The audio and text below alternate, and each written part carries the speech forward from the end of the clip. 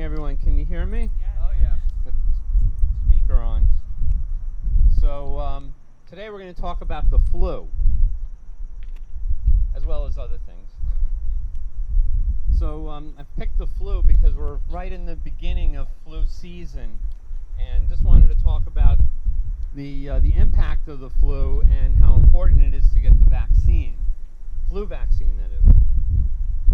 So in September, in the U.S., there were more than we reached the goal of over 700,000 deaths due to COVID.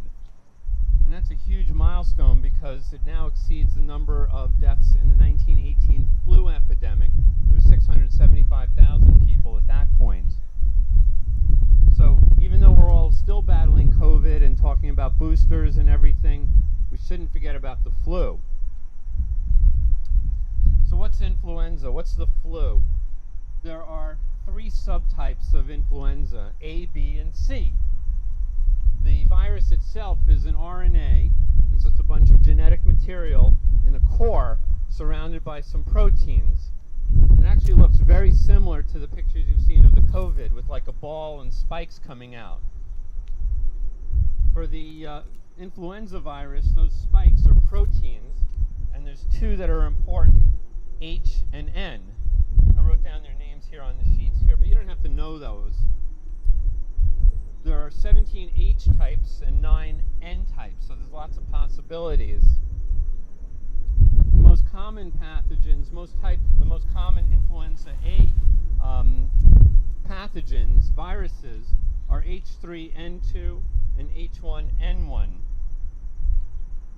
So influenza is responsible for about 1 million hospitalizations and almost 30,000 deaths per year in the U.S. So it's still a huge amount. Not like COVID, but it still puts a big drain on the healthcare system. With influenza, patients with heart disease are much more affected. During the illness, if you've ever had the flu, you know you feel lousy. You have a fever, you got body aches and chills, just feeling terrible. The fever itself will raise your heart rate. With influenza, your blood pressure can go up because, again, you're just feeling so lousy. In really severe cases, the blood pressure will go down.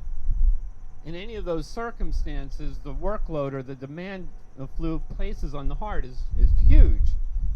And because of that demand, it can precipitate heart attacks, congestive heart failure, bad things.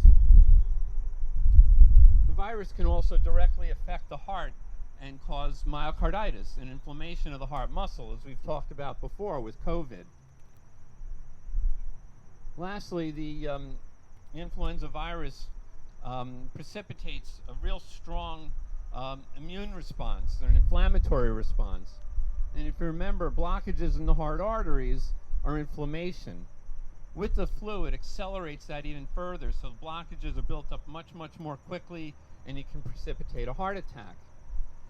In addition, that inflammatory response can depress the heart function, and you can get congestive heart failure. So many studies over many years have shown that influenza infection increases the risk for heart attack, cardiovascular deaths, and overall deaths. Now, as far as the vaccine, the influenza vaccine is concerned, the big challenge is that there's the flu itself has many strains. It's constantly changing. From year to year, there are different strains. Even within the same year, the strains can change. And it's difficult for the FDA to come up with the most common types of viruses that might be prevalent for that year. Each year, an FDA committee sits there in March and decides, these are the strains that we think are going to be the important ones causing problems this year. And those are the ones they send to the manufacturers, and they make them and make the viruses. But it's a guessing game. So if you've heard of trivalent vaccines, that's usually a strain of influenza A in the H1N1 family and one in the H3N2 family, plus a strain of the influenza B virus. Quadrivalent vaccines include H1, H3N2, and 2 types of influenza B strains. So on the bottom of the first page, is the quadrivalent formulation for the U.S. for this year. And you'll see there's an A strain from Wisconsin, H1N1 from Cambodia, H3N2 influenza A, an influenza B from Washington, an influenza B from Thailand. The trivalent vaccine has the top 3 of them. The quadrivalent added the last one on the bottom. So that's what they're talking about when you hear that. We find that the ideal time for vaccination is before the flu season begins. Now, the flu season's November through like March or so, and you want to get the vaccine and get your immune response up and working before the flu starts hitting. Given that, if you wake up in January and say, "Oh, I didn't get my flu vaccine," you can still get it in January, even in the middle of the flu season, and it's still good. It'll still work. Now, because the viruses are constantly changing, the effectiveness of the vaccine is only about 40 to 60% every year. Now, I saw something this week which was quite interesting, that Moderna and Pfizer are now going to start using their mRNA technology like they use for the COVID vaccine. They'll start putting it to the test for the flu vaccine. And what that means is that they'll have more flexibility in changing the different strains that might be coming out each year. They can manufacture it much more quickly, so they can pivot and change and do things on the fly and much better strain matching. So this is all under investigation right now, so maybe in the next couple of years we'll see whether we'll get better strain matching and better protection from the vaccine. But even at about 50%, it does a good job of protecting us. So how well does the influenza vaccine help in protecting against heart complications? So in all patients that are hospitalized with the flu, if you've been vaccinated before, there's a lower risk for heart attack and congestive heart failure. And there's about an 18% reduction in heart deaths and overall deaths. In people who are hospitalized with an acute heart attack, an acute myocardial infarction, if you're vaccinated, there's a 28% reduction in death or repeat heart attack over the following year versus people that are unvaccinated. Lastly, if you're hospitalized with congestive heart failure and you're vaccinated, there's 50% less chance of dying during that flu season and 20% decrease in risk over the next coming year. So the data are actually pretty convincing, and that's why your doctor in your office is going to keep bugging you to get your flu vaccine. When you're admitted to the hospital, it's required that you're asked, do you want to get the flu vaccine while you're here in the hospital? And this is why, to prevent these kinds of problems. Despite all the good data, still only about 50% of heart patients over the age of 50 get the flu vaccine in any given year. So even if you don't have heart disease, think about it, go out there. It's very easy to get these things done these days. So keep it in mind and don't forget about the flu. Which always brings us to what's new in the world of COVID, and we'll do aspirin too, Linda, just briefly. So in terms of COVID, I just thought we'd talk about 2 things. One on the booster update, and there's a new medication from Merck, so we'll just discuss that in brief too. So I follow on Twitter a very prominent doctor and cardiologist, and he's pretty good about analyzing all this data.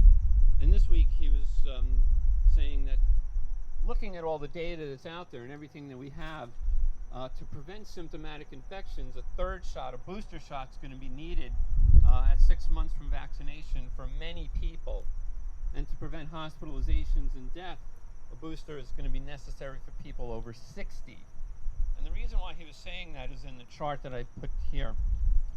This is data from Israel, people over 60 years old, and the death rate.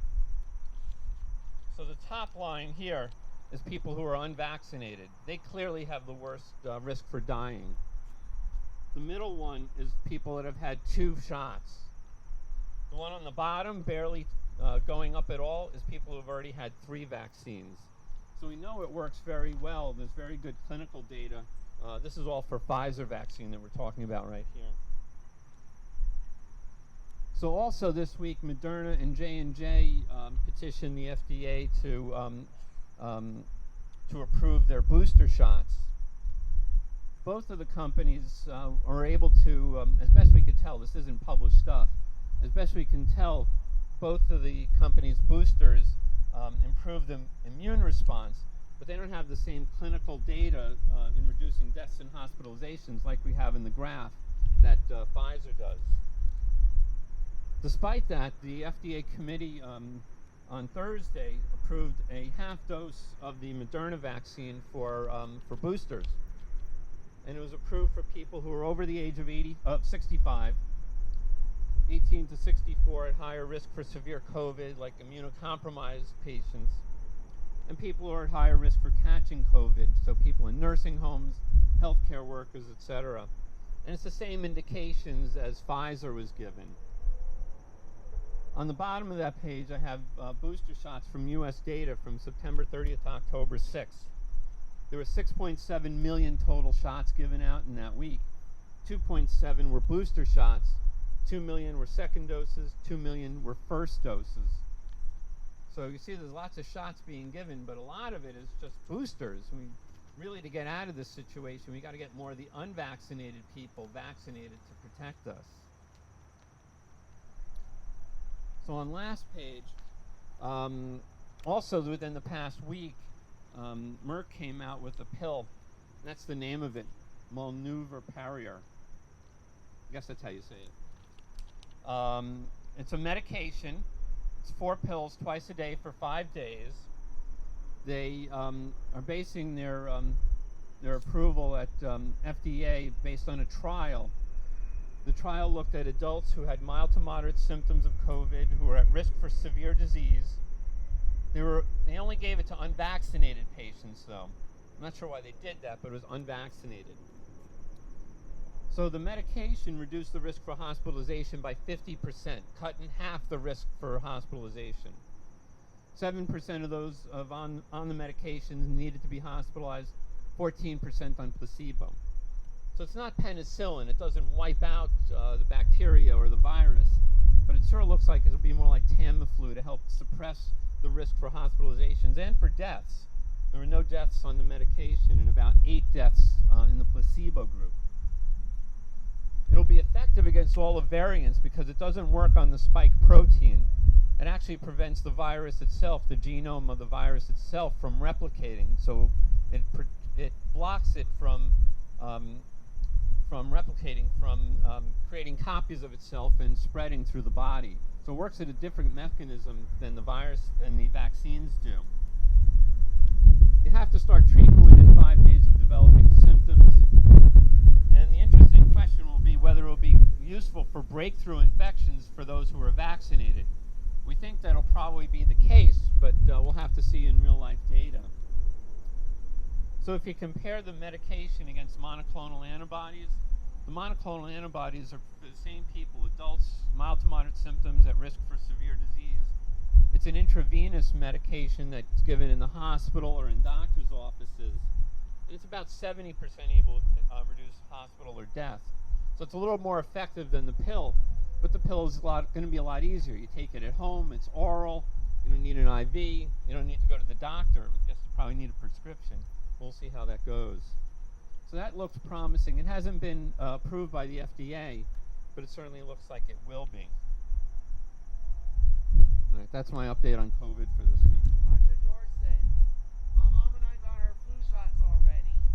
Good. So we're ahead of schedule. You are ahead of schedule.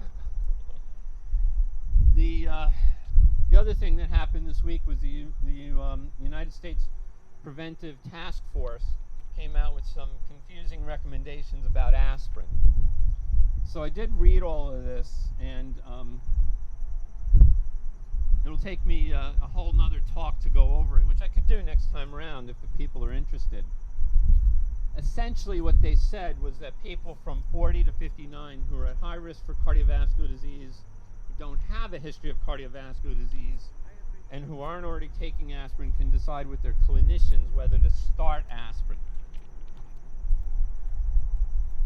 And they said in people 60 and older who are not already taking aspirin for heart disease and stroke prevention, not to start aspirin. So what does that mean? They're talking about primary prevention, people that don't have heart attacks, stents, heart surgery, atrial fibrillation, a whole bunch of things. And I listed a bunch of the secondary prevention things on the sheet here. In addition, being on aspirin and coming off of it is different than initiating the aspirin. What the task force is talking about is initiating aspirin in people at this point. And it seems that, aspirin will protect against strokes and heart attacks. If you haven't already had a problem, it will decrease that risk a little bit. It'll also increase the risk of bleeding a little bit.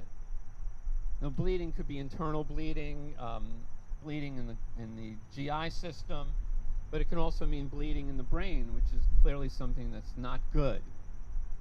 In people that are at low risk for heart problems, that bleeding into the brain is a little bit more risky than taking the aspirin for prevention. If you're confused, don't worry about it. I understand. The bottom line is, if you're already taking aspirin, you're taking it for some reason, you had a heart attack, you had a stroke, anything like that, don't stop it. If you're taking aspirin because your doctor said, oh, just take an aspirin to try to prevent heart disease, again, don't stop it. But when you see your doctor again, or give a call to your doctor, talk with them about the pros and cons of whether you should still be on it or not. Now, I don't know if you remember, but I did a talk on this in 2018, and I gave you the reference on the bottom, so you're more than welcome to go look at this.